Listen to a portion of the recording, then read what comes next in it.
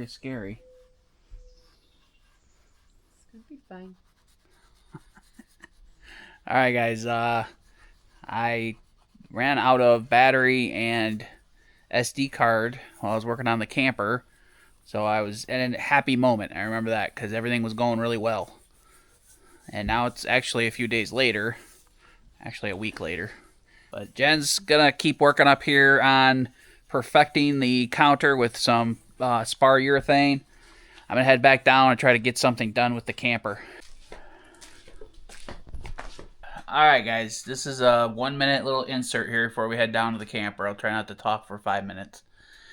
This is a perfect example of buying stuff when you don't need it, but when you can get a good deal on it. This whole toolbox was at a garage sale. Completely packed full of screws. Check it out. Lots of these, like literally hundreds and hundreds. Self-tapping screws. Has these zinc-looking screw ends with little hooks on them. I don't know what these are for. If you know what these are for, tell me in the comments below. They have a screw on them. Self-tapper even. And then these little eyelets. So tell me what these are for. And then this, more self-tappers with like a 5/16 end on them. I might take these down too. But these screws right here, I think these are what I need. I need screws for the trim on the camper. I forgot to buy some. These are the perfect size, I think. These are the perfect size. And again, there's a whole bag of them, probably 100 to 200 of them. Quantity 200. So minus whatever was used. Boxes of, these look like small drywall screws. Truss screws.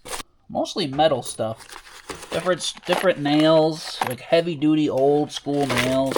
So here's my point. Buy stuff when you don't need it, especially if you're doing stuff like this out in the middle of nowhere. Even if you're at home and then Ace is a mile away, you know, the hardware store's a mile away, at least you don't have to run to the store.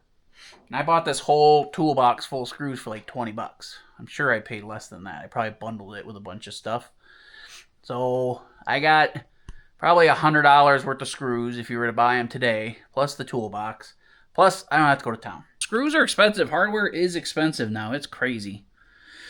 So, anyway, I just have to remember that I have them.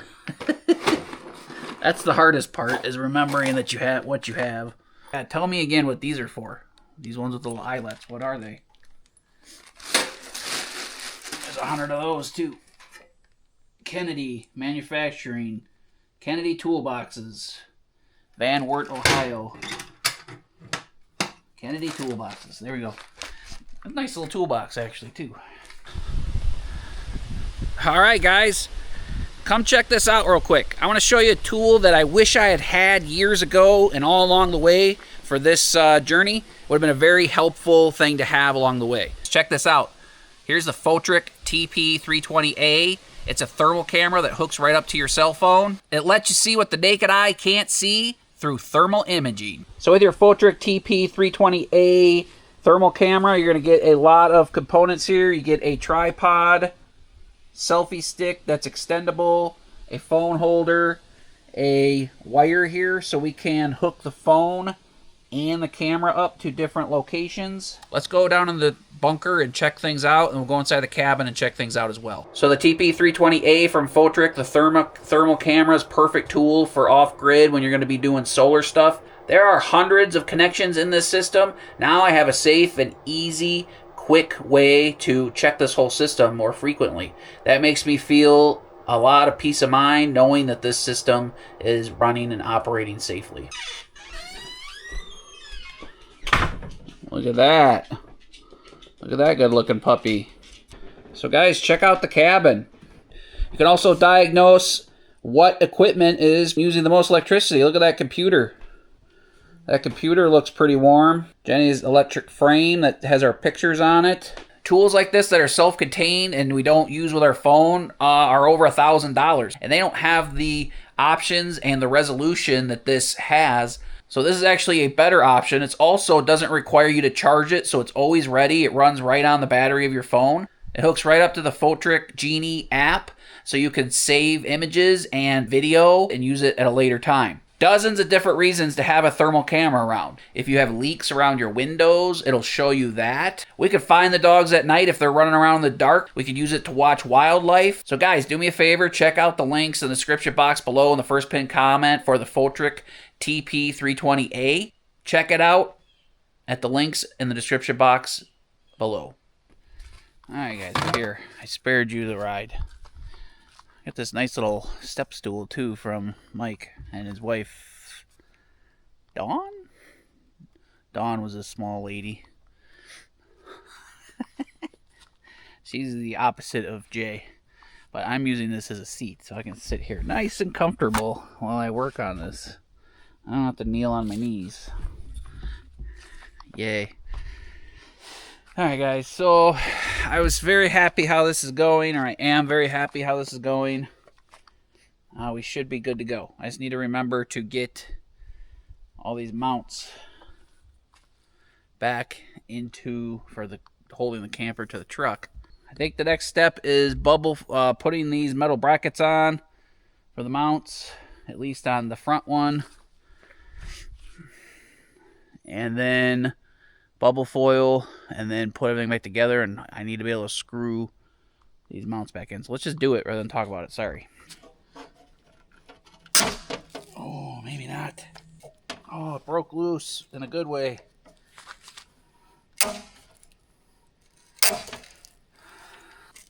Not in the clear yet. Ooh, that doesn't look real good. A little bent. Be a miracle if this goes back in good. There we go, guys. Our bracket's off. Not the nicest looking bracket, but I'll clean it up. Get all the wood out of it. Not gonna be like brand new by any means.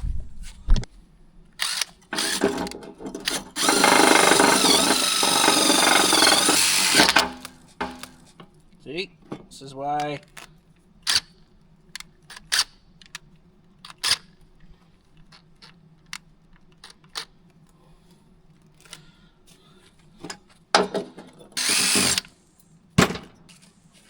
there we go.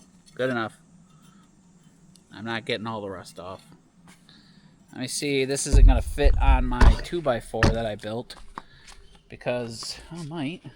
Oh!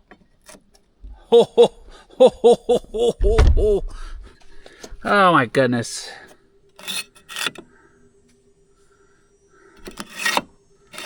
It moves up and down like just a titch. Holy moly. Yeah, maybe I should just Off-Grid J's mobile RV repair. Ay. This is like one of the few things that has gone well that we've done, so let me jinx it here. I think now that I see where this is going, I'm gonna try to fix stuff back here and work my way forward. Hang out over here for a minute and we'll see if that's a good strategy. Hang out over here for a minute while I work my way this way. And once I start getting the bubble foil that I'm using for the insulation, this had a really thin like foam. It's actually just cardboard. That's all it is. Cardboard with a tiny bit of foam in it. Cardboard with foam in it. So not very waterproof. This has like a plastic lining on the back. So you're getting plastic against this anyway. So I'm going to put a piece of bubble foil where I had to cut that out all the way along here. Obviously I'm going to stop right here, but I'm going to work my way this way. And then when I get to here, then I'll drill my holes.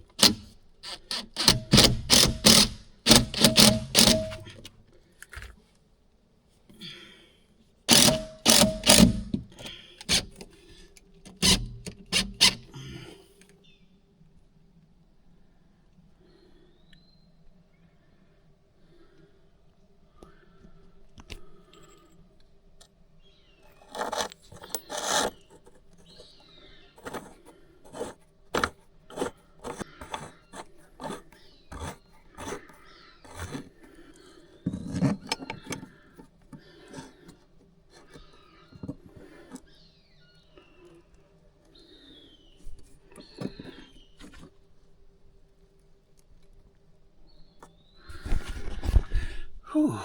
All right, guys, step one. One screw here that didn't line up perfectly on the metal bracket. So, all right, I'm getting to the point where I am coming up on this bottom panel. In theory, I should have like fixed this whole bottom panel and then probably put this on. But it's solid as a rock all the way to about right here. So we'll see what we're gonna do here now. It's still solid back here too, actually. It's just, I gotta figure out if I'm just like putting a piece of metal over that whole corner, like some diamond plate, or if I'm just gonna put some waterproof paneling on it and just adhesive it to the bottom. We'll figure it out. I haven't thought that far ahead. My biggest concern was just getting this corner put back on. I got a strip of butyl tape in there. The butyl tape is, believe it or not, from the camper that I bought, the $600 camper that I bought in 2018, 8 years ago, to park in this very spot. Had that rolling around for the last 8 years. Thought I had a couple rolls of it. I might have gave a roll to neighbor John. I kind of gave up on RVs because I thought, you know, I have a cabin now. What do I need an RV for? What will I ever need RV stuff again for? And then, you know, life changes and you decide to do RV stuff again. So, another little mini lesson. There's some hawks over here hunting. I don't know if there's baby hawks too, because there's multiple squawking at each other. So, I feel like there's got to be a couple of them. But anyway, yeah, so that mounts back on. We're going to work our way down this way, try to get this other mount on the front at least, you know, installed and in place. And then we'll work on the next thing, figure out what the next thing is. I don't have anything to put down here unless I have something rolling around. But I'm probably going to buy something for that so it looks nice.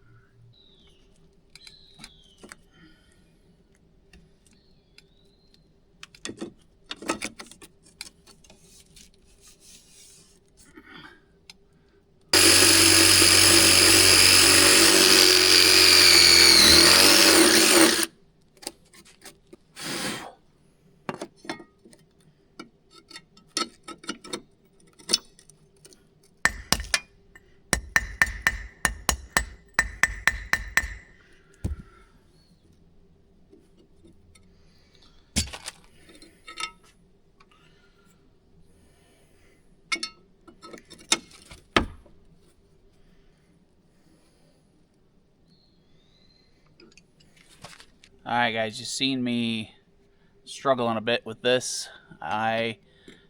This bolt is slightly bent. I was over there hammering on it a bit, trying to get it to straighten out. I got it started. This is a little bit ahead, you know, I'm jumping the gun here, but I think this is the only safe way I can get this to go back together. I'm going to put some screws in it like it's supposed to have, and then I'm going to loosen this. I'm going to cut a little tiny U, just cut this little bit of aluminum out and slide it underneath this washer. Because otherwise I'm risking putting this all back together and then not being able to get that started back up in there. Could I buy all new brackets and a new eyelet bolt? I'm sure I can. But I like to try to make things work, and it's plenty strong. It wasn't like it was broken or weakened. It was just like bent a little bit, probably from, you know, yanking on this all these years, and then maybe a little bit when I took it apart. But it's good and strong. So I'm gonna loosen that 1 or 2 turns when we get to the final step, and then just, you know, like I said, cut this little, instead of this going through this little tiny metal, this doesn't help with any structural stuff. I'll just cut, you know, a little 1/2 inch here. It'll be a little U shape, a C or whatever, and then it'll slide on there. But I got a lot of little stuff to do here first. I gotta figure out how to stiffen this all up, like what I'm doing here. Just little progress. This stuff's gonna be nitpicky, putting it back together. Demo's always easy.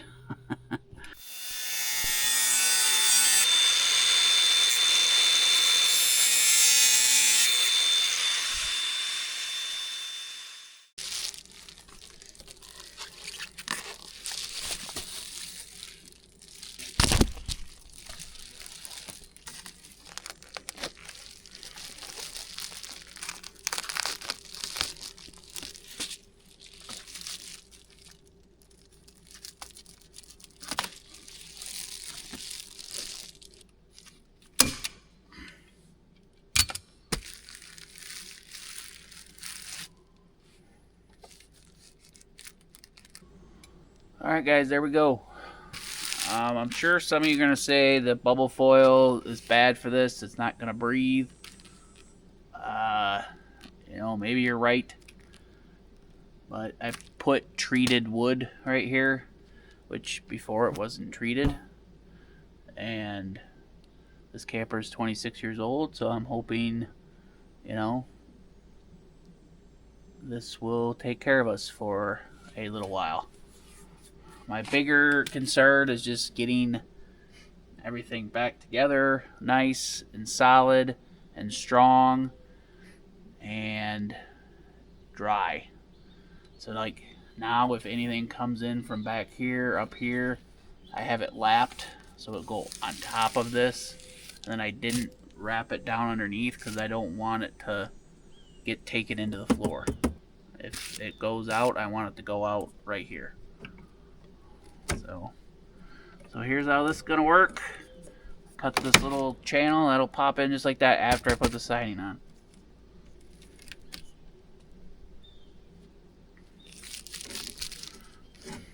Pretty happy, guys. I'll be happy if I can get this side back on and everything. And I'll just do something a little heavier duty on the bottom.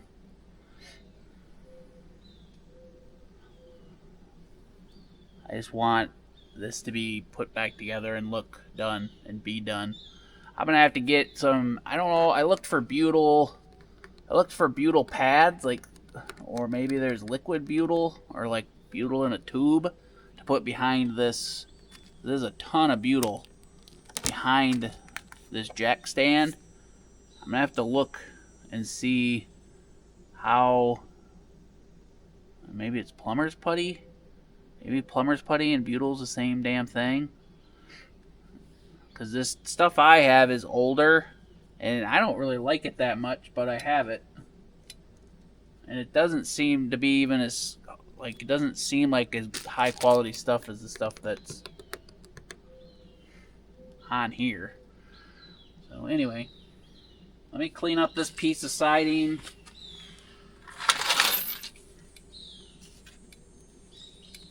Go brush this off and get this off of here. We'll do that at the side by side. I'll be right back.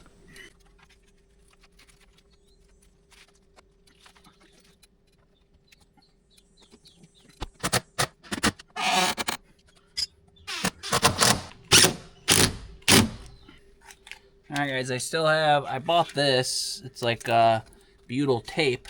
I don't know if it's for roof lines or for stuff like this. It's not very thick. So I got like maybe 1/10 of an inch, a couple millimeters of thickness to it. Whereas this butyl, if I cover this up, I'm not going to be able to see any of these freaking holes. But I guess as long as the bracket's in the right spot. This is definitely the roof stuff, but I'm putting it on here. Give me a little extra grace. Hopefully I can make all the holes line up.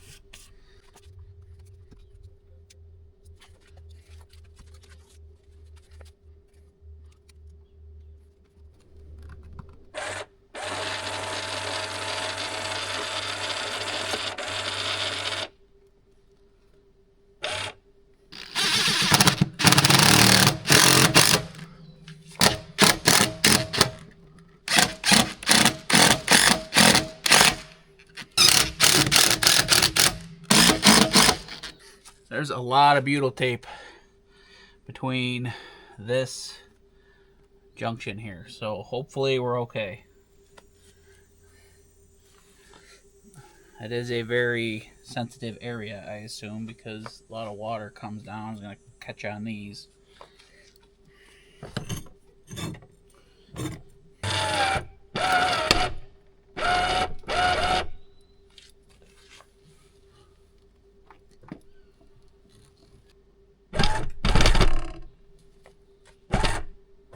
Alright guys, back in business.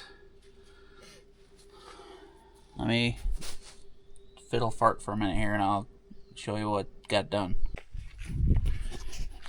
Alright guys, so that's what we have right there. It's probably start to finish, like, I'm not finished yet, but from when I started to this point, I probably only got 6 or 7 hours into this. You know, it's not done perfect, but it's actually probably stronger than it was before. And then I gotta caulk things and I gotta fix this bottom plate. This is a problem. You know, I did put new wood in there, but here's our treated board. This is a 23-inch base or whatever, so I can maybe get one big piece of paneling, rip it in half, and then just put waterproof paneling across here and then cut this one outlet out. So this is the hardest part right here, is that this outlet is right here. I can just eliminate that if I really, you know, didn't care that much, but it shouldn't be that hard to figure that out.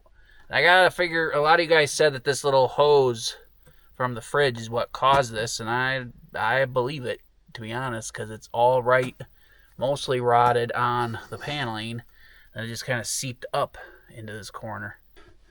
So what I'm thinking is, whatever this hose right here that comes out to drain the condensation from the fridge, it goes through the floor and up right here. I'm probably just gonna bring it out to here and like let it drip down the side. I'd rather it drip down the side than rot the floor out. So I know this doesn't look great, but I didn't take off any. Some of this is insulation, like this is really thin insulation. This is still just paneling. That anything that's scraped off. Then there's a layer of waterproofing. I just got to put a piece across this whole bottom. So, and it's pretty solid. I mean, like, this stuff is really hard. I like tried to rip it off, and it's strong stuff. It's not total garbage, but anyway, one piece of paneling, waterproof paneling, should take care of that. And then just finish up all the caulk, like re-caulk this whole side that I already caulked this year. But good thing is it's pretty clean. This camper needs a good once over to clean it. I power washed it before our trip. Downstate, I power washed it. Took me half a day to power wash it, get the grime. I got to get all these streaks off. And I need to get up on the roof and reseal the whole roof. Just because I'm sure it's due. But again, I was just trying to like enjoy this thing a little bit and use it and make sure we're going to keep it before I put too much time and effort into it. But problem solved pretty much. Just need one more couple hour span to fix that up. I could put the propane tanks back in there. I did have a small amount of propane smell in here, but I bought a new hose. even though I had that hose off. I think it might have been backtracking. It still just smells like propane, and it's been literally off for weeks. So I don't know if this valve is just finicky. You know, I don't know. We'll find out. I'm going to do that when I wrap up everything else. So maybe another 4 hours and it'll be back on the road. But anyways, guys, it's getting late. I'm going to head up to the cabin. I appreciate you guys hanging out with me.